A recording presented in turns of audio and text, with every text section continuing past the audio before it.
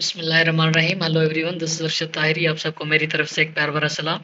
मेरे dear students, आज हम डिस्कस कर लेते हैं इलेक्ट्रोकार्डियोग्राफी के बारे में। पर यहाँ पर मेरे पास पीपीटी के अंदर स्लाइड गायब है, तो इलेक्ट्रोकार्डियोग्राफी के बारे में मैं आपको थोड़ा सा बता देता हूँ। जस्ट डेफिनेशन ही है उस स्लाइड में। तो इलेक्ट्रोकार्डियोग्राफी एक ऐसी स्टडी है जिसके जरिए हम हार्ट की इलेक्ट्रिकल एक्टिविटीज को पढ़ते हैं। फिर दूसरी बात होती है ईसीजी इलेक्ट्रोकार्डियोग्राफ, दूसरा होता है ईसीजी इलेक्ट्रोकार्डियोग्राम।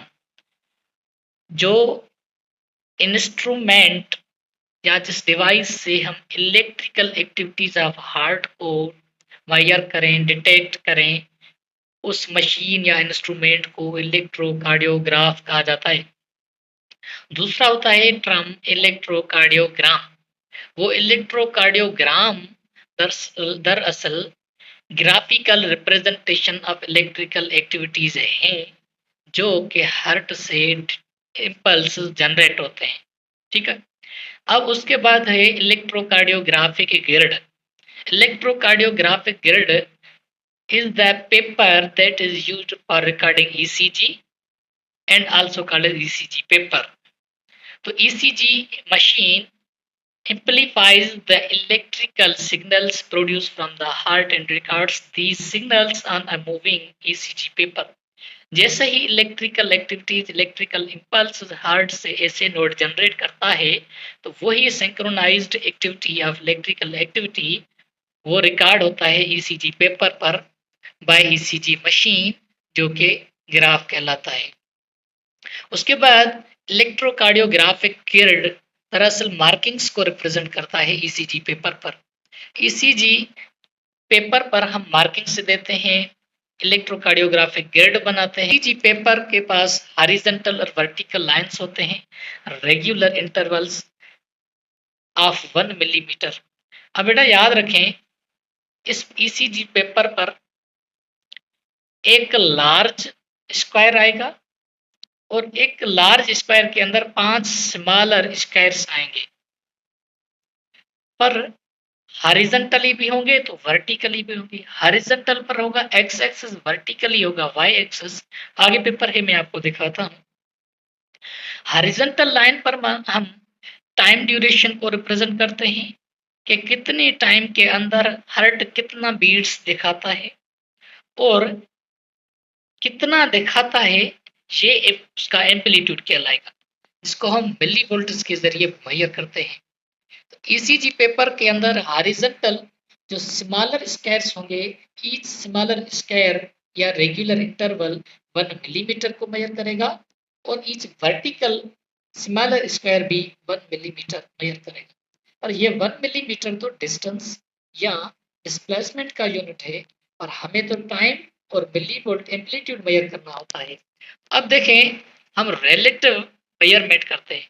1 मिलीमीटर को किसी और यूनिट के साथ कनेक्ट करते हैं, like seconds and milliseconds for the time and duration, and millivolts के साथ मेजर करते हैं 1 मिलीमीटर या 5 मिलीमीटर एटसेट्रा।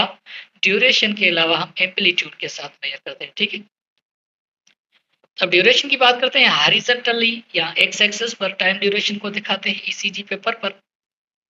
1 मिलीमीटर एक स्मॉल स्क्वायर का डिस्टेंस होता है, और 1 मिलीमीटर बराबर होता है टाइम के हवाले से 0.04 सेकेंड्स के, और 5 स्क्वायर्स होते हैं एक लार्ज स्क्वायर के अंदर। तो 0.04 को मल्टीप्लाई करेंगे 5 से तो वो 0.2 सेकेंड्स बनेगा।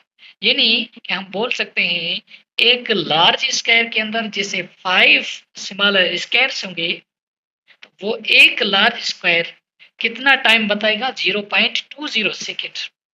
अब वर्टिकली जाएंगे तो हमें एम्पलीट्यूड मिलेगा, हार्ट कितना बीट करता है। Like normally 70 beats per minute होता है, मिनट हॉरिजॉन्टली, और जो 70 होता है वो एम्पलीट्यूड दिखाता है। अब ECG waves vertically y axis पर हमें एम्पलीट्यूड देगा। ठीक है। 1 मिलीमीटर देगा 0.1 मिली वोल्ट। अब फाइव स्मॉलर स्क्वायर्स होंगे एक लार्ज स्क्वायर के अंदर, और 1 मिलीमीटर एक स्मॉल स्क्वायर के बराबर है, और वो 0.1 मिली वोल्ट दिखाता है। तो एक लार्ज स्क्वायर के अंदर 5 स्मॉलर स्क्वायर्स होंगे, तो 5 मिलीमीटर मिलेगा डिस्टेंस के हवाले से। और जब डिस्टेंस को हम रिलेट करेंगे एम्पलीट्यूड के साथ, तो 5 मिलीमीटर 0.5 मिली वोल्ट देगा। ठीक है, अब ये देखें, ये ग्राफ के अंदर रिप्रेजेंटेड है। यहाँ पर एक स्मॉलर स्क्वायर है, तो वो एक स्मॉलर स्क्वायर मेजर करेगा 1 मिलीमीटर को या 40 मिली सेकेंड्स को।